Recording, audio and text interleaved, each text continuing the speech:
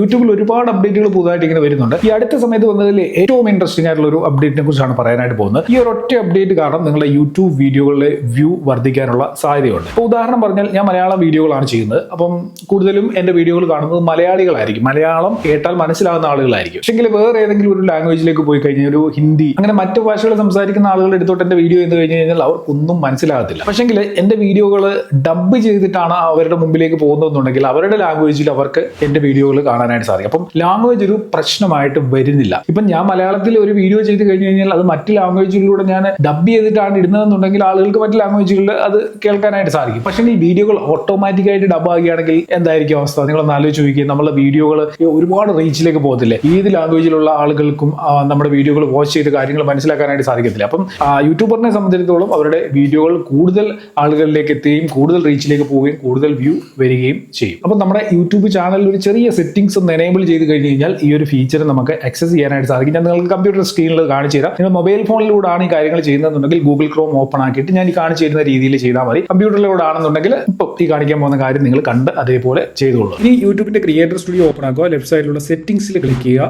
ഇവിടെ default upload എന്ന് പറയുന്ന ഒരു ഓപ്ഷൻ ഉണ്ട്. ജസ്റ്റ് അതിൽ ക്ലിക്ക് ചെയ്യുക. ഇവിടെ നിങ്ങൾക്ക് കുറെ ഡീഫോൾട്ട് ആയിട്ടുള്ള കാര്യങ്ങൾ സെറ്റ് ചെയ്ത് വെക്കാൻ പറ്റും. ഇവിടെ ബേസിക് ഇൻഫോയുടെ തൊട്ടടുത്തായിട്ട് അഡ്വാൻസ്ഡ് സെറ്റിംഗ്സ് ഉണ്ട്. ജസ്റ്റ് അതിൽ ക്ലിക്ക് ചെയ്ത് താഴേക്ക് സ്ക്രോൾ ചെയ്യുക. ഇവിടെ ഓട്ടോമാറ്റിക് ഡബ്ബിംഗ് എന്ന് പറയുന്ന പുതിയൊരു ഓപ്ഷൻ ആഡ് ആയിട്ടുണ്ട്.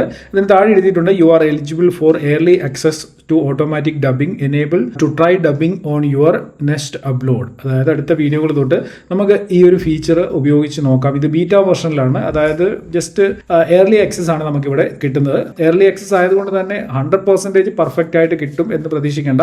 എന്തായാലും നമുക്ക് ജസ്റ്റ് എനേബിൾ ചെയ്യാം. അതിനുശേഷം അലോ ഓട്ടോമാറ്റിക് ഡബ്ബിംഗ് എന്നുള്ള ഈ ഒരു ബോക്സ് ചെക്ക് ചെയ്തിട്ടുണ്ടോ എന്ന് നോക്കുക. ചെക്ക് ചെയ്യുക. അതിനുശേഷം മാനുവലി റിവ്യൂ ഡബ്സ് ബിഫോർ പബ്ലിഷിംഗ്. വേണമെന്നുണ്ടെങ്കിൽ ഈ ഡബ് ഓട്ടോമാറ്റിക് ആയിട്ട് ചെയ്തു വരുന്നത് മാനുവലി നമുക്ക് റിവ്യൂ ചെയ്തതിന് ശേഷം പബ്ലിക് ആക്കാം. അത് വേണമെന്നുണ്ടെങ്കിൽ എനേബിൾ ചെയ്യുക. അല്ല എന്നുണ്ടെങ്കിൽ ജസ്റ്റ് അത് ഡിസേബിൾ ചെയ്ത് വെക്കുക. ഇത് എനേബിൾ ചെയ്യുകയാണെന്നുണ്ടെങ്കിൽ താഴെ രണ്ട് ഓപ്ഷനോട് നമുക്ക് ലഭിക്കും. Review dubs in all language എന്ന് പറയുന്ന ഓപ്ഷൻ, അതേപോലെ review dubs in experimental languages only. അതായത് experimental languages are more likely to contain translation error. അതായത് എക്സ്പീരിമെന്റൽ ലാംഗ്വേജസിൽ കൂടുതൽ എററുകൾ ഉണ്ടാകാനുള്ള സാധ്യതയുണ്ട്. നമുക്ക് review dubs in all language select ചെയ്ത് കഴിഞ്ഞ് കഴിഞ്ഞാൽ അപ്പോൾ എല്ലാ ലാംഗ്വേജിലേക്കും ഡബ് ആകും.